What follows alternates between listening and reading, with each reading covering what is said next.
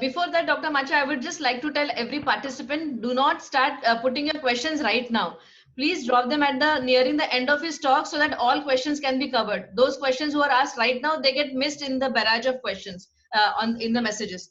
So please drop them at the end of the session. Okay, Dr. Manish, over to you. Okay. All right. Good afternoon, everybody. At the outset, let me thank Dr. Nandita Madam, President IMOX, Dr. Vaidehi Madam, President NOGS, and Dr. Rajasi, General Secretary NOGS, for inviting me here. This talk I have made a little bit differently, and we are not going to discuss the routine things that we always discuss in medical legal. So I pray to Lord Ganesha to sail me through this presentation, and we will sort of see that all topics are covered, and I am here to solve all your queries. So sit back, relax. Also, there would be some slides where I will tell you to click the slide, so please take a photograph of that slide. And even if you do not or are unable to do it at that point in time, this video recording will be with NOGS, so you can do it later. After putting my prayers to Lord Ganesha, these are my alma mater, Vijay Medical College and ILS Law College. And as I was telling before we started the webinar, whatever success, whatever we are today is only because of the blood, sweat and tears which our teachers have put into us. This is me. Right. So medical legal secrets unraveled is something which we are going to discuss today. Those of you who are interested in reading novels would know a novel called Atlas Shrugged. And the common sentence there was, who is John Galt? So what are these medical legal secrets that needs to be unraveled is something which we are going to discuss today. So what do we discuss when it comes to medical legal talks, seminars or conferences? There would be people who come and discuss about law, civil, consumer. People discuss about consent, when, who to take, how to take, about documentation, notes and charts, about mishap management, how to manage death, stillbirth, about indemnity insurance, which to take, how much to take, and everything ends on doctor-patient communication, saying that if you do this properly, then you can prevent litigation. Dear friends, none of this is what we are going to discuss today. And if only time permits, 2 or 3 slides from this slide we'll discuss. What we are going to discuss today is this. How do we manage the police? When can we be arrested? What are the provisions of bail and anticipatory bail? How do you manage a mob? How do you manage media? Suppose there is a litigation, when to fight, when to settle. If you want to settle a suit or a litigation, how to settle it? Suppose you choose to fight a litigation, then how to fight it? We are also going to discuss medical legal issues arising in COVID-19 area, including some part of telemedicine. And lastly, because a lot of you, including President Dr. Vaidehi Madam and Dr. Anuradha, requested, we are going to look about medical legal issues related to tubectomy. So this is the whole gamut today. It is something which you will realize looking at the topics is not discussed during routine medical legal CMEs and seminars. Managing the police. Now, this is one of the most important things that all of us have to know. Not depending on lawyers, not depending on medical legal consultants all the time, but we have to understand. Police are the people who will follow these 2 or 3, sort of statutes. So they will follow something called as the Indian Penal Code, where all the crimes are mentioned and their punishments are mentioned. Police will follow the Criminal Procedure Code, where it is very clearly given how to investigate, what is the trial, how the trials are, and classification of offences. And there are offences in other acts like MTP, PCPNDT, POCSO, and so forth. How do this police machinery get activated? They get activated when they receive a complaint against a doctor, or if a patient has complained to the police and the police are not paying any heed, the patient may put a private complaint to a magistrate who can then ask the police to investigate. Police is either called by the relatives or doctor in case of death or a mob, and in case of MLCs like road traffic accident, sexual assault, police is activated. When should we inform police? Now, this is one slide I want you to click the photograph of, because in these situations, if you do not call police, there are a lot of problems that you can ensue. If the cause of a death in a hospital is not known, please do not give a death certificate, call the police, do an MLC, hand over the body. If the death is linked to an abortion or an MTP, if the death is on the operation table or post-op 24 hours, If death is related to a medical procedure, if death is related to accidents or violence, all deaths related to tubal sterilizations where PM becomes mandatory, and when you feel that there could be an allegation of medical mismanagement, you have to inform the police.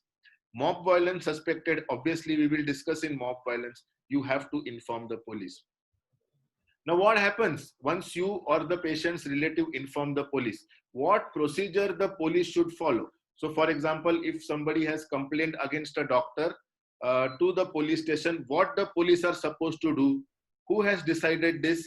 The Supreme Court has decided this.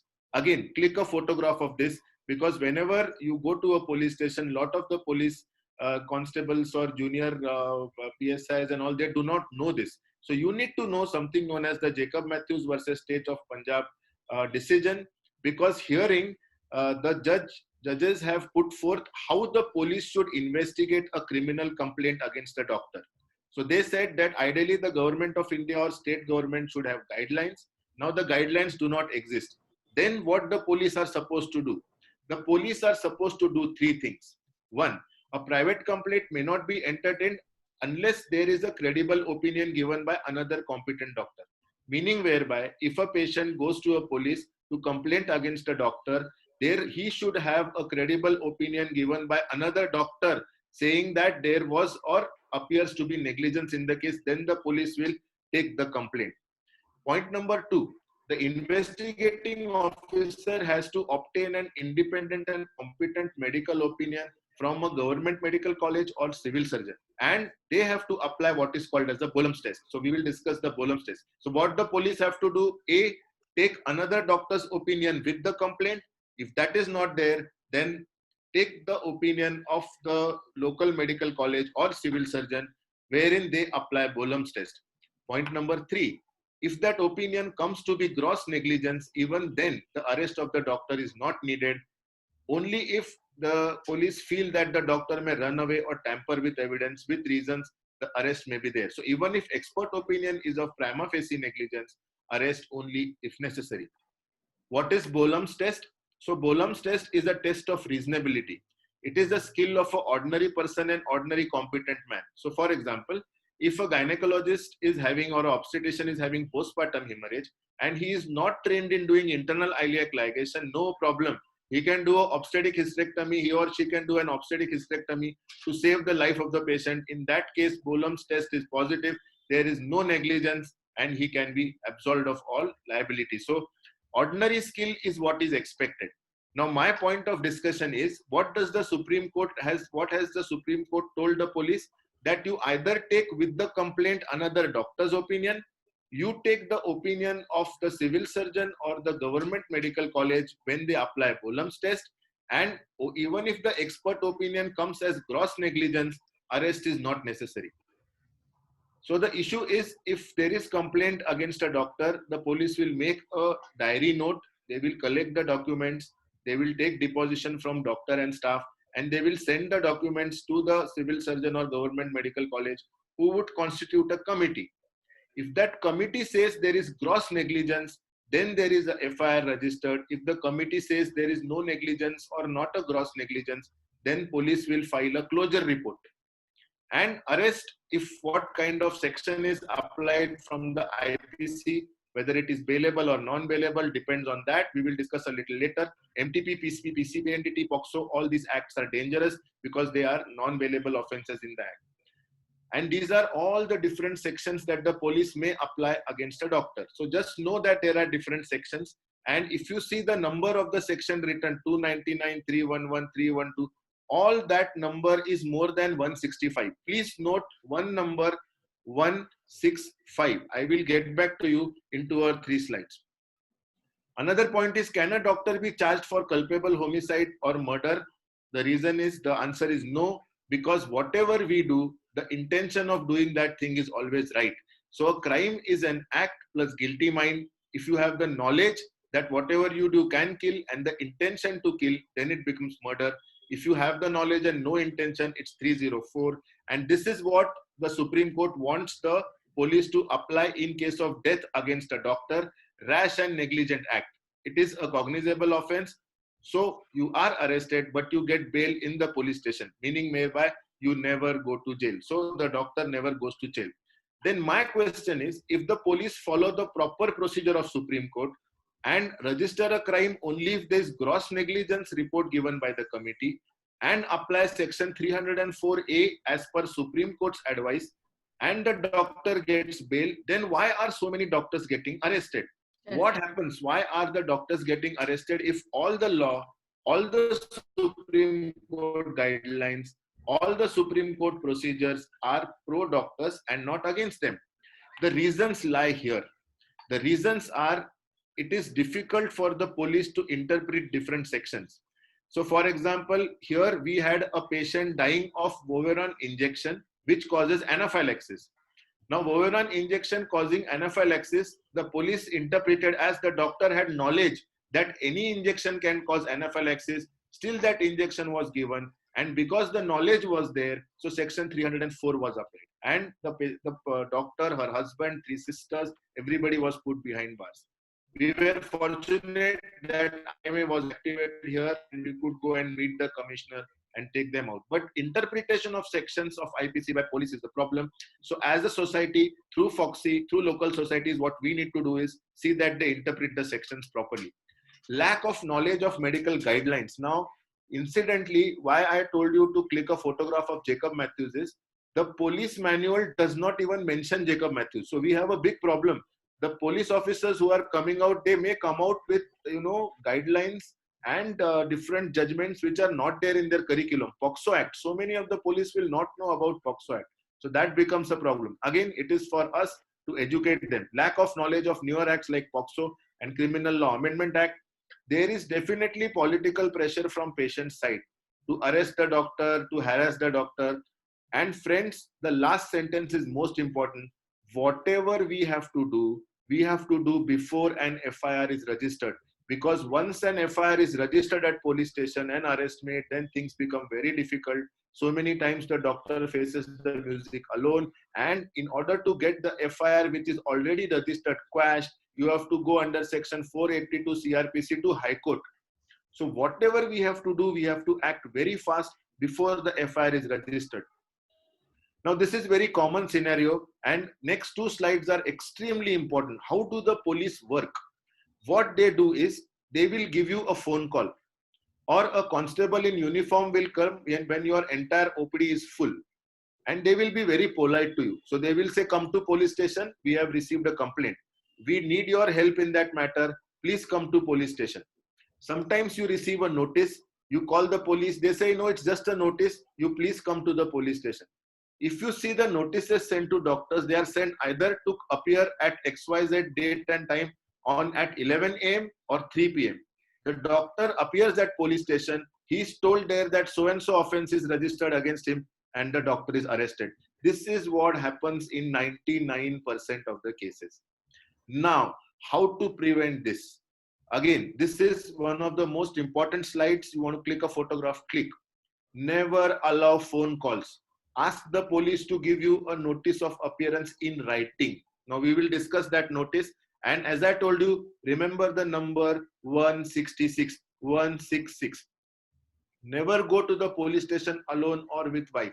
Because the problem is, once any person is arrested, a nearby person is informed of the arrest.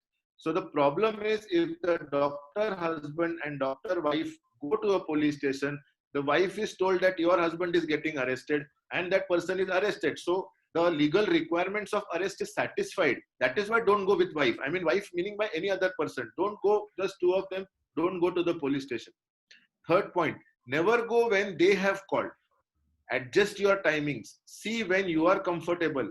Go around, try and find out why exactly have you been called. And if you get a revised date, get that date in writing. Because if the case goes to court, the police will say that you were summoned to the police station twice or thrice and you did not appear. So tell the police to give another notice for another date and time. They will give you, no problem, because you are a professional, because you are a doctor, you are treating patients, you are treating emergencies. It is well within your right to take the revised date in writing. Never go at 3 PM and never on a Friday. You go at 3 PM and you are arrested. till next day 11 a.m. your bail application the court will not accept.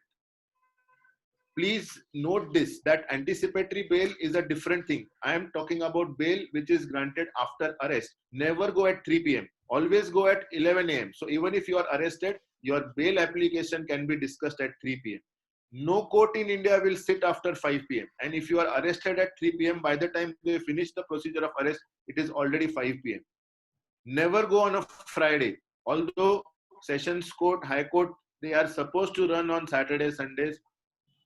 Although the judges are supposed to hear the bail application even from clubs or their homes, it is only in textbooks. Practically, it is not done. So never go on a Friday. Always go on Monday fresh, 11 a.m. in the morning. Exploit all your contacts and resources before you go, especially before FIR is registered. So whatever you have to talk to, whether they are politicians, senior police officers, commissioner, president of your society, ethics. Now I will add ethics medical legal committee, FOXI chairpersons, members, FOXI secretary general. Do that before an FIR is registered. Friends, once an FIR is registered, the only way to quash it is go under section 482 CRPC to High Court. And it becomes very difficult because the High Court will say, why do you want the FIR to be quashed? If you are innocent, let the investigation happen. And that is what happens in more than 90% of the cases. Read the notice carefully. Take help of a medical legal consultant. What is written in the notice, very important. Again, I am reminding you of one figure, one number, 166. Now, these are the different sections under which a notice will be sent to you. If a notice is sent under section 91, it will be written under section 91 CRPC, which means that the police want either you to attend and produce the papers or only produce the papers. If it reads produce the papers, you can send a hospital, mama, maushi, sister, anyone. If attend and produce, you have to go yourself. Always give the Xerox copy to police. Always number the papers. Take proper acknowledgement, and according to Medical Council of India Act, once you receive the notice, the day you sign the notice, you have 72 hours to prepare and submit the paper. So don't be in a rush. Wait. Let an MLC, medical legal consultant or a lawyer or a senior doctor see the papers first and then submit. Because once you submit the papers, it is Marathi Sutlela Band, it cannot be retrieved.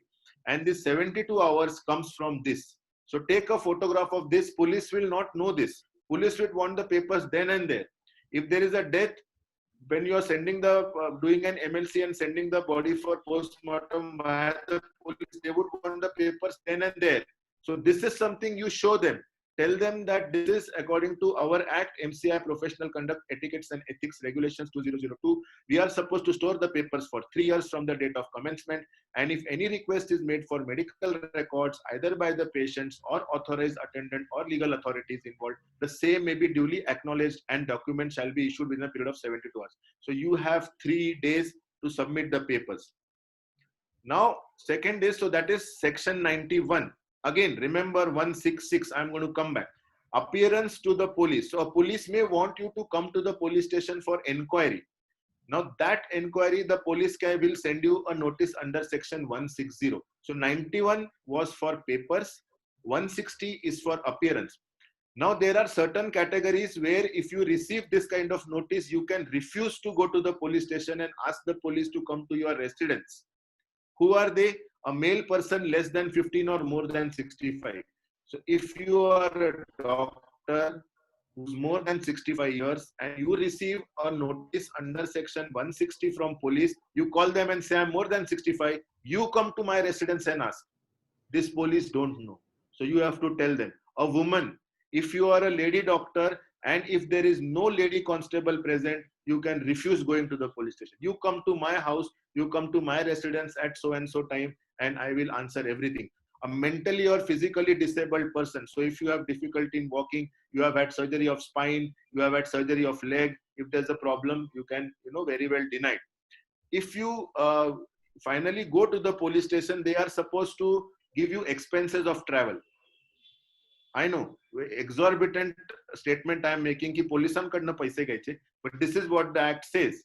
That if you are going there, you can take my रिक्षाचं भाडं 100 रुपये झालंय ते तुमच्याकडनं घेणार. Because you are entitled according to section 160. So 91 was for papers, 160 is for appearance, 161 is for examination. So the police will ask you questions and they may write them down.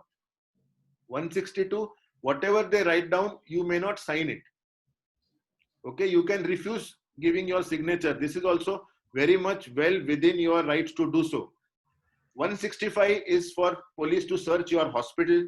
So if there is a drug complaint regarding misoprostol or medical abortion or some abortion complication, they will come and search your hospital. They may have a warrant to search under 166, and section 100 will give them what is the procedure of searching. Some other time we will discuss while discussing PCPNDT how they actually search the procedure.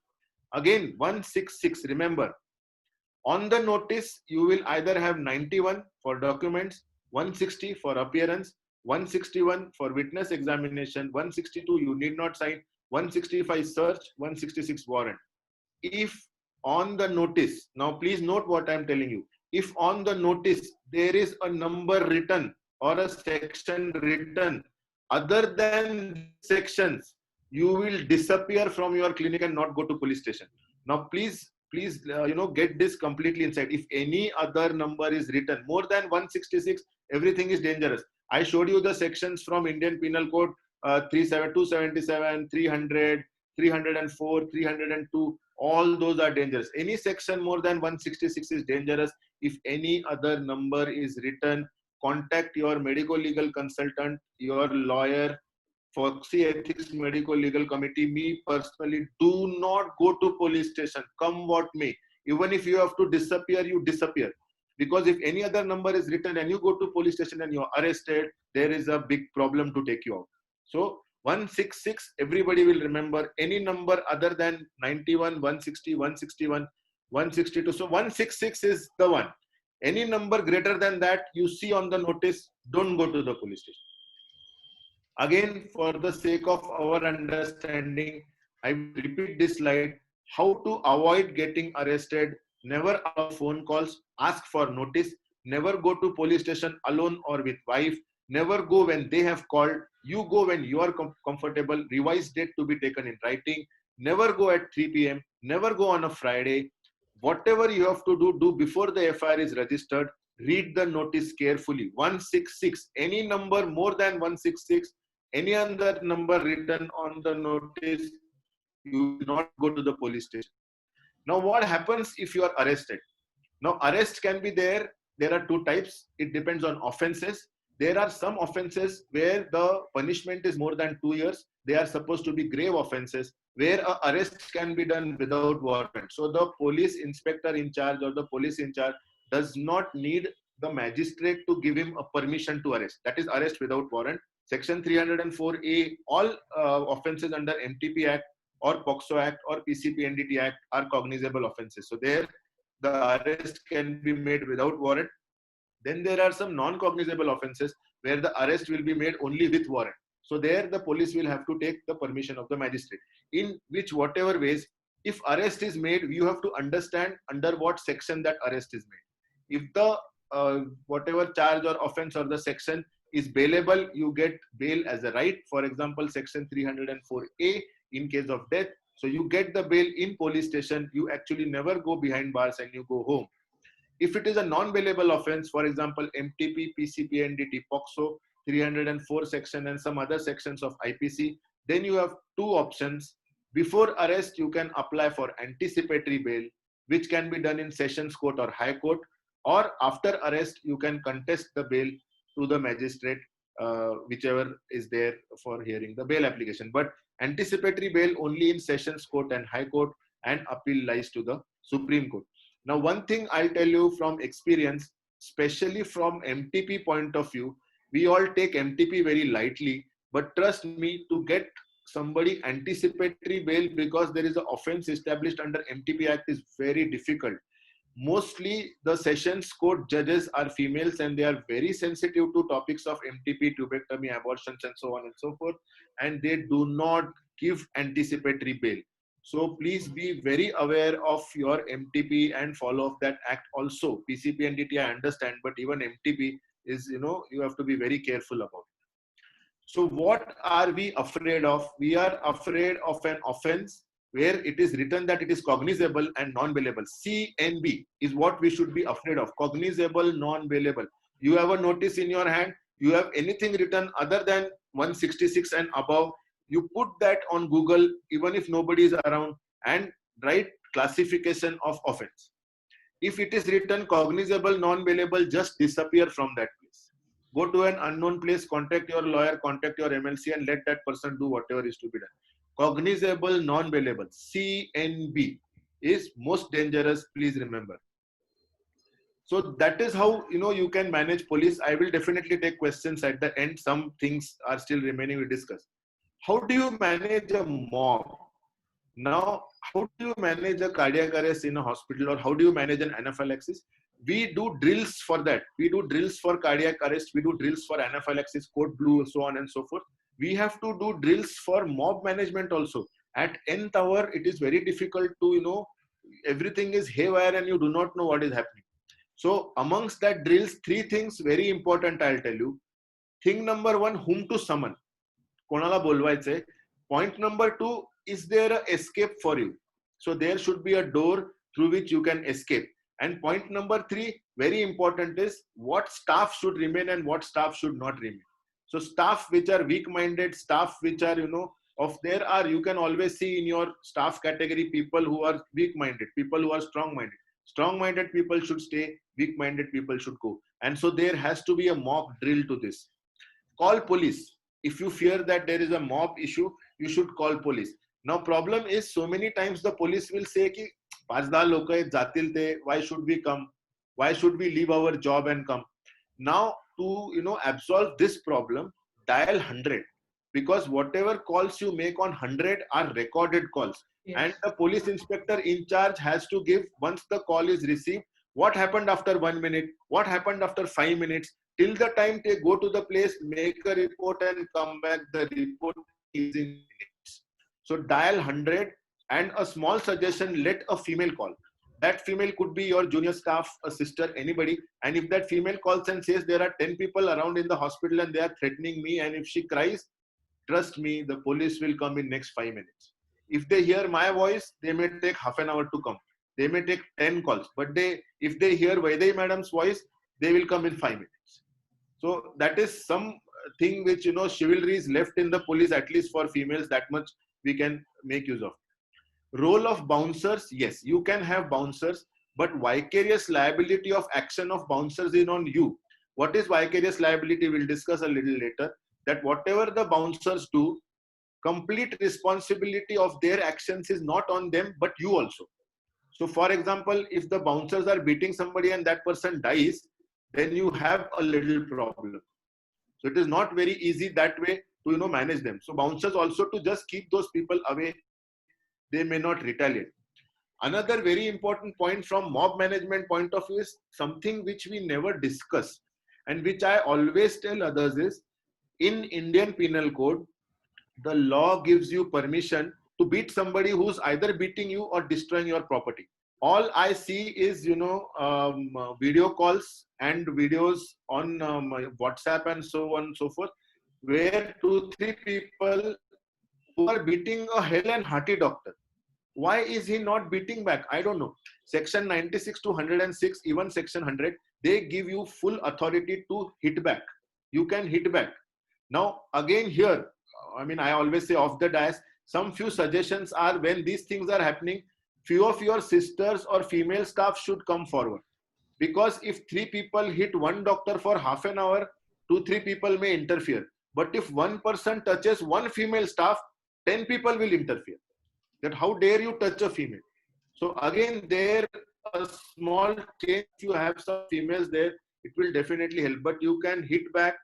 Section 100 of IPC even says that in retaliation or for protection of person or property, even if you kill a person, it is still not an offense. Only thing is, the burden of proof is on you, that that person was beating you so severely or destroying your property that you could have died. So again, these are the sections which protect us. CCTV is a must. CCTV with audio video recording is a must. That plays a very important role. Exploit your contacts. Now, what I have observed in mob management is, suppose the mob beats up a doctor or the mob vandalizes a hospital, out of 100, not even 10 doctors complain to the police because they fear the mob will come back again. Now the problem is because we don't complain, the police do nothing, and the mob goes and vandalizes another hospital. So exploit your contacts, politicos, police, and definitely complain. Go with the CCTV cameras. We have, from myself, what I do is, if I am complaining on behalf of a doctor, I take the complaint on that on the letterhead of the doctor. I attach one act to it. I attach relevant sections of IPC, and we take this and take acknowledgement to the police station and get back. If in 24 hours nothing is happening, we go to the higher authority. And what act copy we attach is this: Maharashtra Medicare Service Persons and Institutions Prohibition and Prevention of Violence Act. This act is only 8 or 9 sections, very small act, Xerox copy of that attached, because police don't know about this act. So if you only complain about mob beating and vandalizing, the police will apply sections of IPC which are available. So nobody is arrested, they go home, everything is happy. But here, what did I tell you? C and B, cognizable and non-bailable. So offenses here are cognizable and non-bailable. That means the mob people who have done all the ruckus will be arrested without warrant. That's point number 1. And point number 2, they will not get bail as a right. So you have to complain. Imprisonment for 3 years, 50,000 rupees fine, and compensation twice the amount of damage caused. So 2 things. 1, you can retaliate, CCTV, take the footage, take the act, write down your complaint and give it to the police station. Wait for 24 hours. If in 24 hours the culprits are not arrested, then you can go to the senior authorities. How to manage media? That is another problem. You have anything, the media, because of TRP, media understands that doctors are soft targets. Mouth to mouth publicity, we are very much bothered. We think, what will happen to my practice? What will happen if somebody knows that there was a death or a stillbirth or something has gone wrong? But friends, for a number of years, we've been working so hard, our family life will be deprived. There are a few black sheep, I understand, and they do it for TRP rating. Now, there was this media person who had come to a police station where I had gone for some other work, and that police inspector in front of that media person was telling me, he was telling in Marathi, but I tell you in English. He was telling me, doctor, your branch is very good because you do sonography, and if there is a female you abort, you get money for sonography also, and you get money for abortion also. Now that PI is telling me in front of that media person. So I said, see sir, if you take 1,000 obstetricians, not only maybe less than even 1% would be doing it, 999 would not do it. On the contrary, if you take 1,000 PIs, 9,999 will take bribe. Now, both of them started laughing. Then he's telling me, I cannot argue with you. So I said, sir, you started it. I never started. So, the media is there to pick up such things and then they'll quote you and put. Now, how to manage media? Very important. Most important is, first is point number 3. If a matter is sub judice, means if a matter is under investigation or trial, you can always say that I will not give my reaction. But the problem is, if you do not give your reaction or somebody on your behalf does not give your reaction, media trials happen and lot of judges and lot of courts are actually affecting their judgments because of this media trial. So I'm not of the opinion that you should not speak. I am of the opinion that you should speak. Now, if you have to speak, how do you speak is like this. Never face them alone. You face them as a group or you face them as a society. So the senior members, senior doctors, or your local society or Indian Medical Association will always have a spokesperson. If you do not have, I think every society should have a spokesperson who should have all cordial relations with the media. That person, along with senior doctors, past presidents should go and sit and have a proper conference with all written proof, whatever is going to be there. Exploit all your contacts. So there would be so many, Patrakar and so many people, journalists who are your patients, so on and so forth. Exploit them. Media trials are short-lived. So whatever you say, whatever is being discussed at that point in time will definitely affect what is going to happen in the courts, etc. Always, whenever you are sitting in the media wants to hear one thing. We will fully cooperate with the authorities for all investigations. Point number 1, and we empathize with the patient. In front of media, never say, I had called the patient 3 times, she came only once. I had told the patient to take medicines, she never took. That patient lives so far. She came once after 9:30 when I had to come back from home. Never do that. Empathize with patient. Say that we are with the patient. We also want to find out what went wrong. We have done everything in our capacity for the patient. We will fully cooperate with all the authorities for any kind of investigation or trial. And you have to be prepared beforehand, because the media wants you to lose your cool and to say something which can be used against you. Most importantly, take documentary evidence when you go to the media. So for example, you have followed a particular protocol of management. That protocol is given by Government of India or Foxy or any society. Put that protocol in front of the media saying, please show this. This is what we have done, right? So this is how, these are some of the points which will help you to manage media. So I am not of the opinion that don't talk to media, talk to media. We have burnt our fingers by not talking to media in cases, and the media trial affected anticipatory bail and other proceedings in court. All right. So the next question is when to fight and when to settle. So you have a litigation suit. Should you fight? Should you settle? What is to be done and what decides all this? When to settle is the first question. So a lot of us will tell you don't settle, keep on fighting. See, time, energy, effort, money is something which is very important, and most importantly is your peace of mind. So what makes you settle? What makes you fight? I will give you a little insight so that every doctor should think whether I should fight this or settle this. You should always settle if it is res ipsa loquitur. We'll go to what res ipsa loquitur is. These are some kind of problems or some kind of things which happen, and they do not have very good defense, or sometimes they do not have any defense. Now there you need to settle. How is your endurance and grit?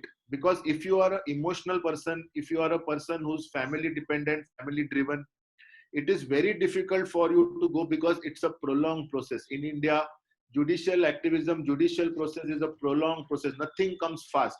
You think delivering a primary takes time? Friends, going through a litigation takes like delivering 10,000 primaries, one after another. So, it is not easy to face all that. Plus, there are monetary considerations. Your insurance, whether your insurance is going to pay all that. Insurance will not pay the lawyer of your choice. Insurance will not pay out of court settlement. Insurance will not pay so many things. And do you have so much of money to spend? Trust me, these cases and fighting sometimes is very costly, even costlier than the compensation. So for example, I have heard or I have met few people who were asked a compensation of 2 lakhs, and then they went on fighting, and at the end they won the case, and considering that after winning, when they took out, how much they had spent was around 5.5 to 6 lakhs. So that's where 2 lakh dile aste tar, all the turmoil, all things would have been avoided. Next point is you have to also know who the opposite party is. No, very important. Who is the opposite party? Who's the opposite lawyer? How good are they? Very important is there a precedence? Now, precedence is something which is very important. For example, there was a patient posted for total abdominal hysterectomy, nothing to do with laparoscopy, open hysterectomy, where there was extensive endometriosis. Now, the doctor who operated, her real brother is a urologist. He's a MCH urologist. So her real brother came and assisted her. Even after that, the patient developed vesicovaginal fistula. Now, all consents, everything in place that vesicovaginal fistula can occur, because of, this is a very high risk case, which is endometriosis for total abdominal hysterectomy. The compensation asked was 5 lakhs. So they went to the district forum here. The patient won the case. Now this doctor was discussing whether I should pursue this in appeal or not. So a lot of people said give 5 lakhs. Now friends, the problem is that if she gave 5 lakhs of rupees and did not pursue an appeal, this will become a precedence that in case of endometriosis, if you have vesicovaginal fistula, it is negligence. Then who will touch endometriosis cases? And we all are doing grade 4 endometriosis laparoscopy day in and day out. So I told that doctor, we will fight this in High Court. We will fight this in State Commission. And so we put an appeal to State Commission, and we eventually won that case. And then nobody went to the National Commission. So precedence is most important. Are you creating a precedence? That's point number 1. Point number 2, do you have a precedence? So if there is a precedence which says that road traffic accident, the incidence of infection should not be more than that, because we are following one case, so I know this. The incidence of infection should not be more than 13%, and the incidence of methicillin resistant staph aureus should not be more than 3. and a young patient without a problem has MRSA and loses a limb, and you have this kind of precedence, earlier judgment, it is very difficult to fight. That in that case, it is very easy to, okay, now you settle it, because you cannot fight that people will show the precedence. See, the basic difference between a medical practice, I mean, I'm just joking, but this is the truth. The basic difference between a medicine practice between two consultants and judging a case between two judges. If I say the diagnosis is endometriosis, another consultant will say, no, the diagnosis is not endometriosis, but PID, right? If one judge has given a judgment for a particular facts in one way, the second judge will 100% follow it with a precedence. That judge will not question. He will say, okay, same facts, precedence accepted and rejected. So precedence is very important in law. So whenever we have a case, whenever somebody wants to fight or settle, I always ask, is there a precedence? पूर्वी same गोष्टीसाठी, same thingसाठी अशी case झाली का? And what is the judgment, final judgment of that case? If exactly for the same facts we have had an adverse judgment, don't fight. It is good to settle. Defense and medical legal counsel. What exactly is the defense? How to put up a defense? You know, that also becomes very important. Medical legal consultant, maybe a little bit discussed. Now, this is one very landmark case, and I've put this case here for a particular reason, because I want to discuss what res ipsa loquitur is. So what happened in this case? A patient died of a road traffic accident, and when they burned the patient, third day they went to collect his ashes, and they found a pair of artery forceps. They were not scissors, they were a pair of artery forceps which they found there. So they complained, and they said that this is a foreign body which was left inside when the patient was being operated. Now the surgeon argued, the advocate of the surgeon argued that for a lot of times to control bleeding, we do use artery forceps or sponges, and that artery forceps has not killed the patient. The patient died of multiple injuries, hemorrhage, shock. But the judgment came as adverse. They gave it's not 1.20 lakhs, it's 12 lakhs. So they awarded compensation, saying that if you have left something inside, that is res ipsa loquitur, or the thing speaks for itself. Now click this slide. Take a photograph, because for these things we do not have a defense. So if you have done surgery without consent, you have done surgery on a wrong patient or a wrong organ, if you have left a mop or instrument inside, which is termed as gossi pyboma, if you have transfused wrong blood, or if you have performed a criminal abortion, meaning whereby you have done a MTP at a place which is unrecognized for MTP, you know, or more than 12 weeks without the court's permission, so on and so forth. So all these comes under res ipsa loquitur. So if this happens, then it is better to settle and not fight. How to settle is the next question. So there was a doctor in Pune, very much our POGS member, who had left a mop inside during cesarean section. The patient came back twice to her, and some juniors did examine. They did an ultrasound, nothing happened. They were giving her painkillers. And finally, the pain was so much that she actually went to Nagpur. And there one surgeon operated on her, and that surgeon removed a mop, and the entire surgery was filmed by one of her relatives. Now, that is a different problem. But then in such cases, you cannot go to the court. And in such cases, you need to settle. So how to settle? It depends on what stage the litigation is. The patient can approach you, or the patient's advocate can approach you before the suit actually or litigation actually starts. If there is a police or magistrate complaint, or if there's a civil case or consumer case. So at every stage, how can you settle if you want to settle is what we'll discuss. So if the case is not yet registered, it's not there in any court, it is just an advocate or patient's notice stage, what you can do is you have to make an agreement of settlement. Very important is, in that agreement, do not accept negligence. So no line should say that we are sorry, we hereby say that our treatment was wrong, we accept that there was negligence on our part. असं काहीही लिहून द्यायचं नाही. So there is a very standard format of such agreements. Now this is an agreement made out of court, so it is a dangerous thing to do. So I'll tell you in next slide what exactly better way to do. Get the agreement notarized. There should be 2 witnesses. Include all causes of action. Now important is, any agreement in derogation of law is void. More importantly, it cannot include criminal complaints. So in one line, if you do out of court settlement like this, the patient can still go and complain to the police. So no out of court settlement or no settlement will absolve your liability from criminal action. So आपण किती पैसे दिले तरी police complaint ही आयुष्यभर कधीही होऊ शकते. There is no limitation act working for criminal complaint. So that sword of Damocles, त्या राजासारखी ती sword is hanging on our head always. Criminal law can be set into motion in spite of out of court settlement. So please remember this. Your out of court settlement, whenever you are settling, is only for a civil case or a consumer case. It can never be for a criminal case. Now, what happens if it is at litigation stage? Can you, so there is case already in the court. Can you do that? Yes. So you can do for civil and criminal matters both. And civil or court settlement, and out of court settlement can either be done in the court. So this is out of court settlement being done in the court, where both the advocates give their part of agreement. That agreement is converted into a consent decree, and that decree is given by court.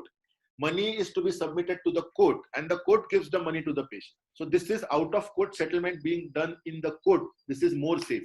It is better than just doing an agreement on a Sunday, sitting in a 5-star hotel.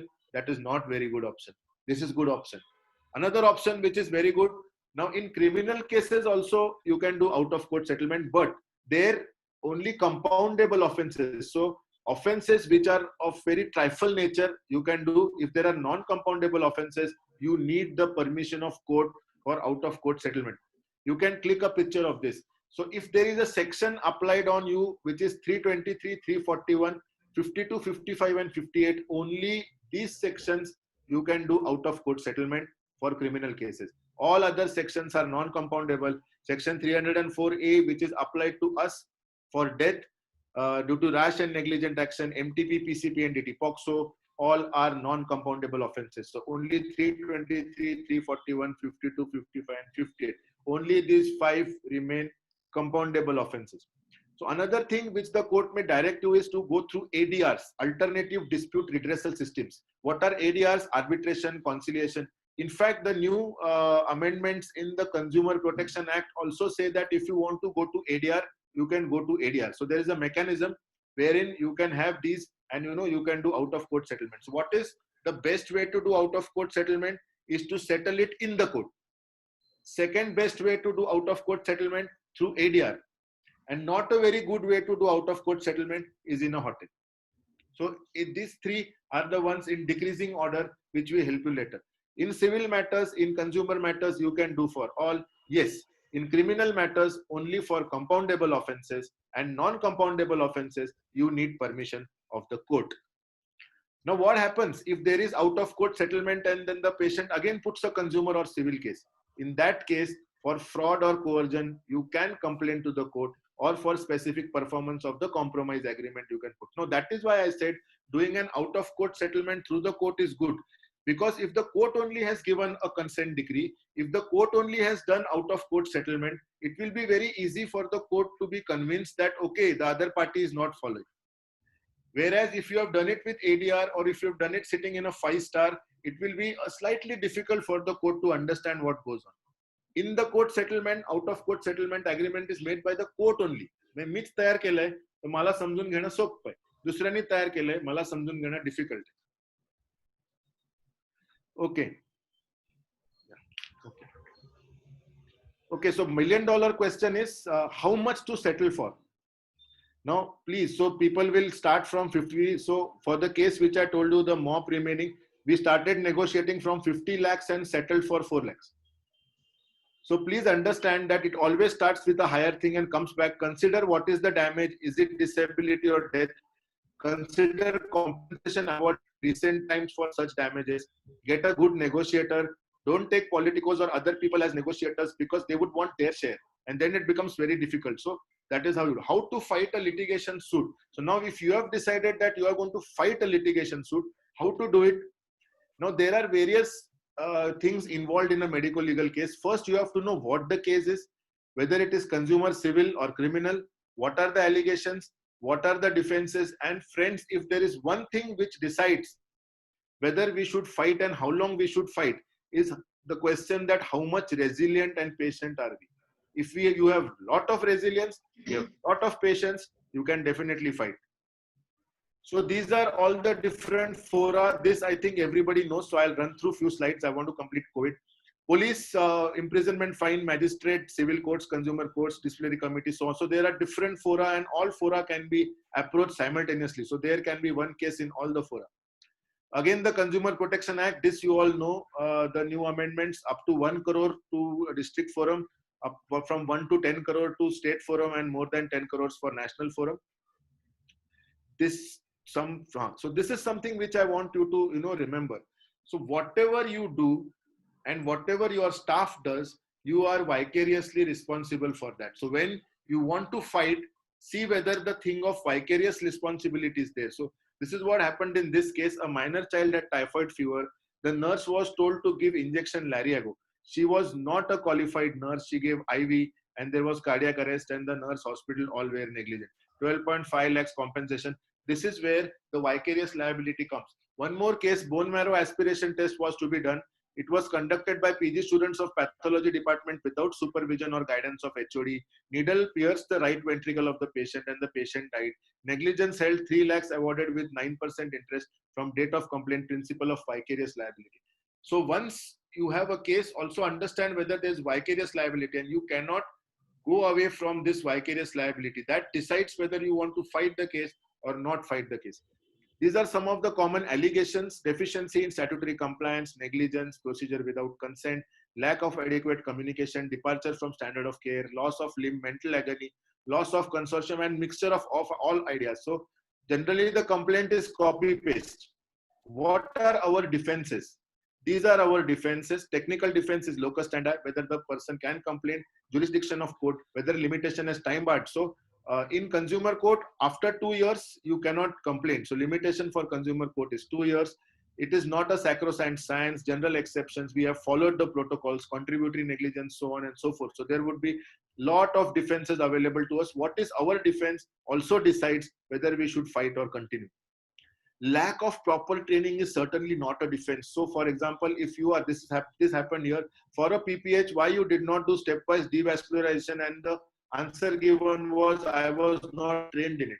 You cannot give this answers. Better, you should say, I was more trained to do obstetric hysterectomy and I did an obstetric hysterectomy. That is very well accepted. Lack of legal knowledge is also not a defense. So ignorantia juris non excusat. I did not know that this is supposed to be done this way, cannot be a defense. So now another thing which I'll put forth is, so I told you that the Bolam test needs to be applied. But recently in few judgments, the courts are not accepting the affidavits given by our societies and senior doctors, saying that doctors take sides of the doctors and they are not giving them independently.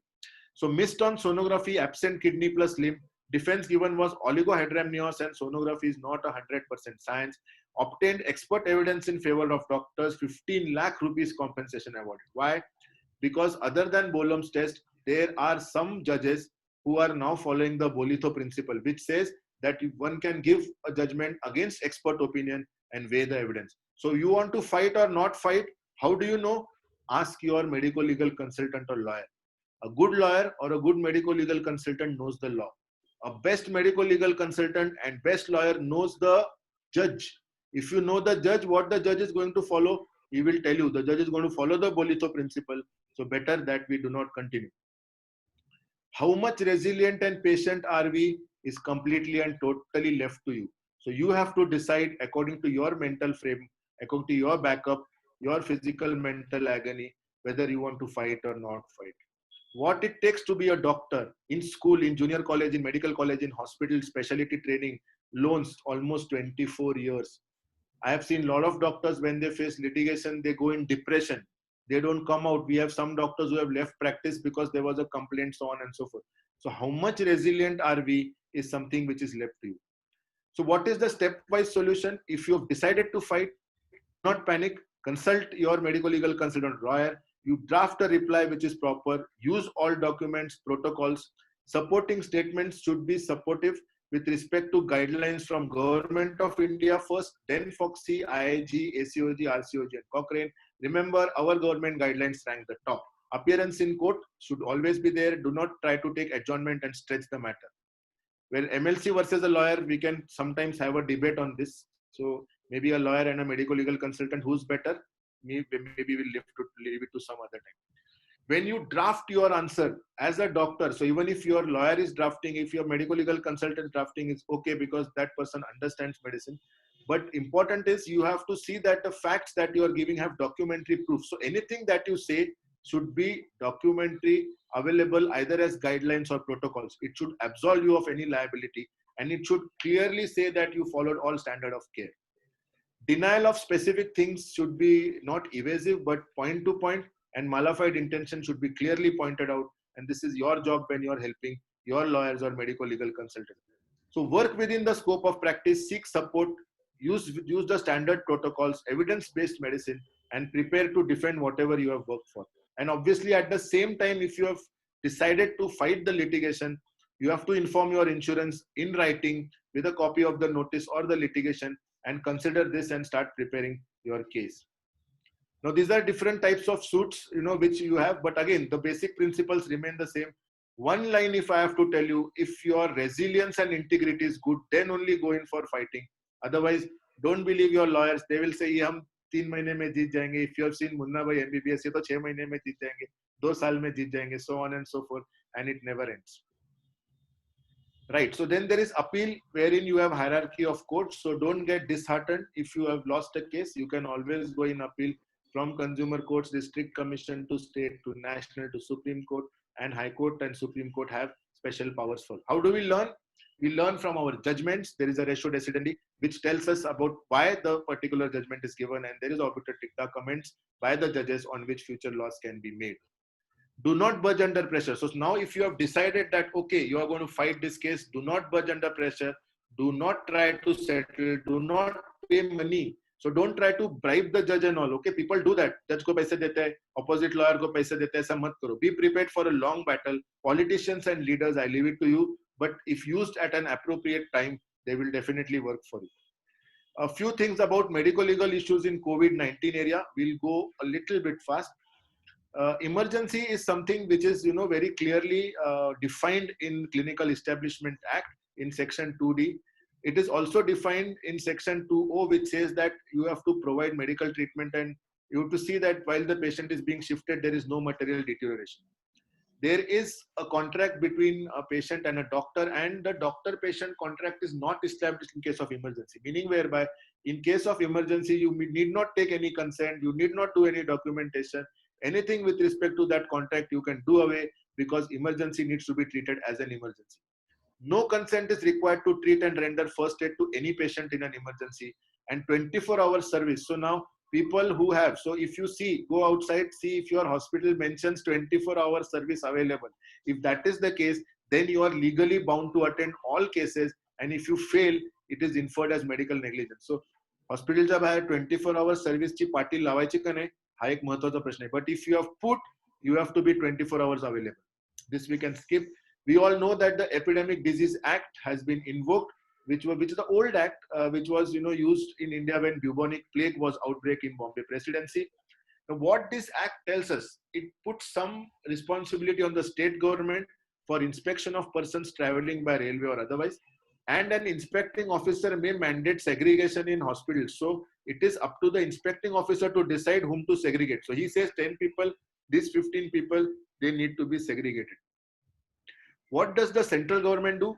They are responsible for inspection of all aircrafts and airport authorities, so on and so forth. And even they can have regulations for detention of a vessel or a person, if they feel that the spread of epidemic will be there. There are definite penalties if you do not follow the act. And next I'm going to tell you what you are supposed to do in the act. If you do not follow the act, then you can be punished under Section 188 of the Indian Penal Code, which is 6 months fine and 1,000 rupees. And all those who are working for state or central government are protected because they are doing in good faith for the benefit of everybody. These are the other sections which can be applied. Negligent act likely to spread infection, Malignant eye likely to spread infection. Disobedience to quarantine rule is 6 months, section 271. So please follow the quarantine rule, and don't let the police harass you for this. Now, what are we supposed to do? What is it that if you do not follow, then there will be a problem? It is mandatory for all hospitals to notify patients where you suspect that there will be COVID. So all patients with breathlessness, all patients with fever, all patients with weakness, you have to, and obviously cough, you have to notify. Now, a lot of discussion went on for the consent of COVID. COVIDचा patient आला की that, but no, that is not a consent form. It is a self-declaration form, and it very much forms a part of these guidelines that you have to take the declaration form. It is not a consent form. It is a declaration form that the patient did not have a travel history to COVID-19 or exposure to COVID-19 patient, and that in case the patient has, then the patient will help you and tell you, and you are supposed to take care of the patient. Now, what is section 144? Everyone talks about section 144. That means not more than 5 people can get together in any particular area. 5 पेक्षा जास्त लोक एका एरियामध्ये नाही येऊ शकत. That is section 144. It is to be implemented by a notification from district magistrate. They can even block our internet connection. And if you do not follow this, it follows the punishment of unlawful assembly. Duration of section 144 can be 2 months. It can be extended every 2 months, and maximum it can go on to 6 months. What is a lockdown? How a lockdown is different from section 144? Section 144 is not more than 5 people getting together in a particular area. A lockdown is an emergency protocol implemented by authorities which prevents people from going out of a particular area. So there can be lockdown in Kothurud, there can be lockdown in a part of Nagpur, there can be lockdown in Dharavi, lockdown in, so nobody can come out of that place. Whereas 144 is something different. So both of them are working just now for us. So please follow both. Now a question was, so many guidelines are coming. Which are the guidelines we should follow for COVID? See, I told you what we follow is first Government of India, then FOXI, then national societies, then international societies, then Cochrane, and then multiple studies. So here ICMR is going to give us guidelines through the government. So ICMR guidelines we have to follow, and then we have FOXI GCPR guidelines, and we have IAG guidelines, so on and so forth. Now this is something which is latest. ICMR has now advised asymptomatic pregnant women likely to deliver in 5 days to get tested for COVID-19. So all asymptomatic pregnant females, that means all pregnant females who would deliver in next 5 days. So that means who are more than 38 weeks, where you anticipate delivery, get a COVID-19 testing done. That is the latest ICMR guideline. The Indian Medical Association has given this to put in all our nursing home and OPDs. So you are supposed to take a print of this and put all in our, so this is general information about COVID-19, and you can also put the phone numbers where they can contact in case of emergency. Another question was, suppose a COVID-19 patient dies, is post-mortem necessary? So standard guidelines for medical legal autopsy in COVID-19 is published by ICMR, which says that non-MLC cases does not require a post-mortem. Only if MLC cases the police officer wants, there can be a post-mortem. Otherwise, requirement of post-mortem is not there. Recently, IMA did some activism, and everybody said that the Epidemic Diseases Act got amended, wherein it, for the benefit of the people working for COVID and people beating up doctors, would be prevented. The President of India also gave his assent. Please remember, it is only till the epidemic continues, and it is only for healthcare workers treating COVID-19 patients. So tomorrow, if Dr. Vaidehi, or suppose I am treating an obstetric patient which is unrelated to COVID, and somebody comes and beats me up, these amendments are not going to help me. It is only for healthcare workers treating COVID patients. आपल्याला छोटंसं त्यांनी एक आईस्क्रीमचा गोळा दिला हे सांगून की अख्खी company तुमच्या नावाने करतो, काय त्याचा नंतर फायदा होणार नाही. So okay, these are the changes made. Cognizable non-bailable offense, 3 months to 5 years, 6 months for grievous hurt, and twice the amount of compensation. But all this is only, again I am repeating, till the Epidemic Act continues, A, and B, only for the healthcare workers who are treating COVID-19 patients. The informed consent about COVID-19, I already said there is no statutory need. It is declaration more than a consent. Your liability of treating is not absolved. It is not an exhaustive consent. Continue to take all your consents and use this declaration. A point about telemedicine. Yes, telemedicine is now allowed. Who can do it? Any registered medical practitioner can do it under the IMC Act. After the epidemic is over, the Board of Governors are going to start a course and everybody will have to pass the course to practice telemedicine. What can be done through telemedicine? Health education, counseling, treatment. Please remember, if one thing you want to remember about telemedicine is there are categories of drugs given. Category O, Category A and Category B. Category O drugs are only for people for first consultation. Category A drugs can be given only if you do a video consultation. And Category B drugs can only be given for follow-up cases. So be very sure about these drugs, and prescription is also given how you should give it. Your legal liability is not absolved. You can charge the patient through telecommunication. Please do not do telecommunication for international patients. It is not allowed. In emergency situation, it is better to say that the patient should visit the nearest healthcare facility. Another point is, can doctors be called for government duty? Can government utilize a private hospital or clinic?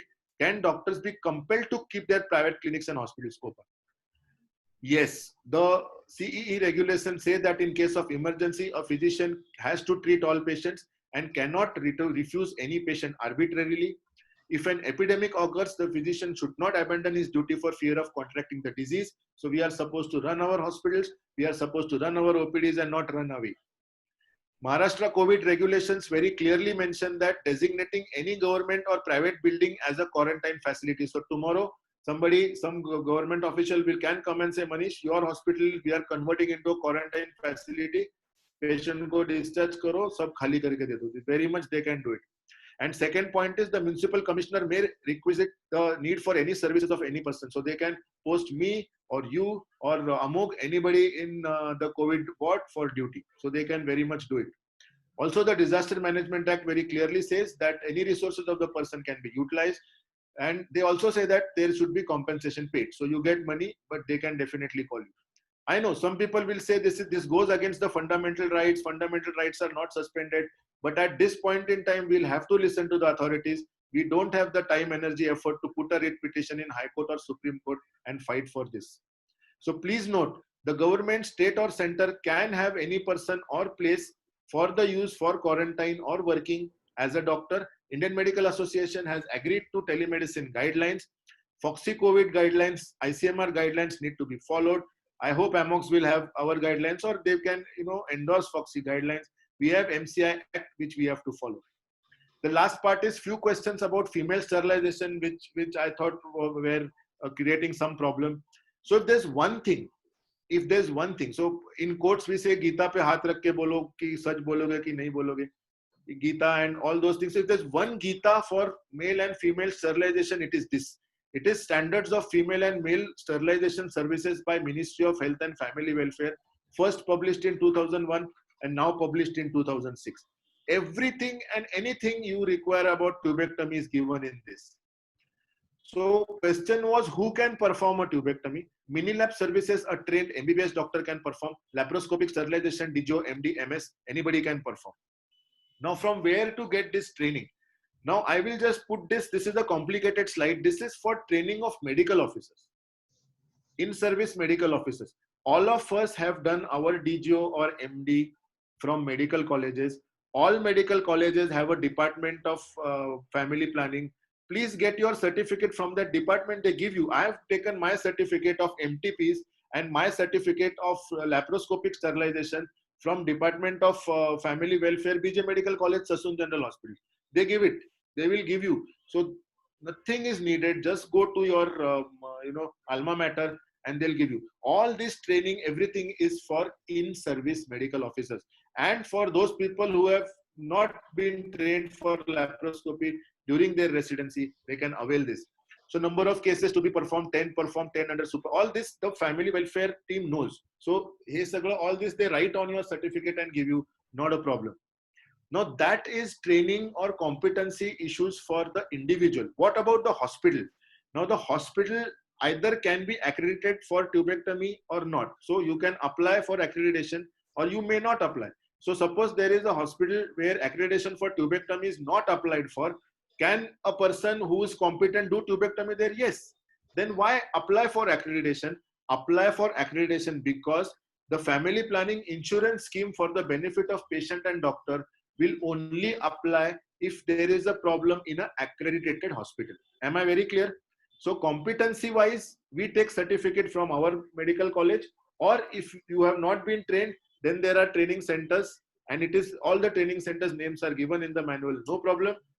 If your hospital is not accredited, no problem, you can do a tubectomy. But if there is a complication problem, family planning insurance scheme does not work. If it is accredited, family planning insurance scheme works. So see, death at a hospital, death following sterilization, expenses of treatment of medical complications, even failure of sterilization. So to do an MTP and repeat surgery, that patient gets 30,000 rupees. Doctor's facilities covered for litigation up to 2 lakh. So it is worthwhile getting that accreditation for availing this family planning insurance scheme. Place accreditation, as I already told you, for insurance and medical legal case, person for training and qualifications. Go to your medical college, get your certificate. Can you do TL with second LSCS? Yes, why not? If you take a consent, you can do a TL with second LSCS. You can do a TL with first LSCS also. But the problem is that in the guidelines, they say you have to have one baby more than 1 year. Now, if that patient has a previous one living baby from another marriage, and this is the second baby she is having, doing an LSCS now, you can, because she has one baby who's more than 1 year. Consent is given in the annexure, the failure rate is given in the consent, no problem. It is not necessary, I am putting it very clearly, it is not necessary to remove a part of the tube and send for histopath examination. Okay, because why do tubectomies fail? They fail because there's recanalization. So even after you send the tube for HP, the report comes as good, but there can still be recanalization. Government insurance for complications and failure, as I told you, is already there. So friends, I think we talked about managing police, arrest bail, anticipatory bail, managing a mob, managing media, when to fight, when to settle, how to fight a litigation, medical legal issues in COVID-19 area, which I thought are important, and some issues regarding tubectomy. Friends, you have any problem, we'll definitely take all the questions. Do not get hampered, do not get worried about medical legal issues. All of us are there, all your society, your president are there, IMA is there, Foxy Ethics Medical Legal Committee is there, and what respect or what level I have at my command, I'll tell you, our president Dr. Alpesh Gandhi is there, our local societies are working very hard, POJS is working very hard, and all of us are together. If there's any medical legal problem, on every slide I have my number. Trust me, my phone number is on 24 hours a day. Even when I take a bath, I take my phone inside, so not a problem. I will answer to your queries and we'll work out together. If together we stand, together we shall, and whatever medical legal problems, even if 4 are there like this in this picture, we can stand up. Thank you very much. You have been very patient to hear me out. Thank you so much.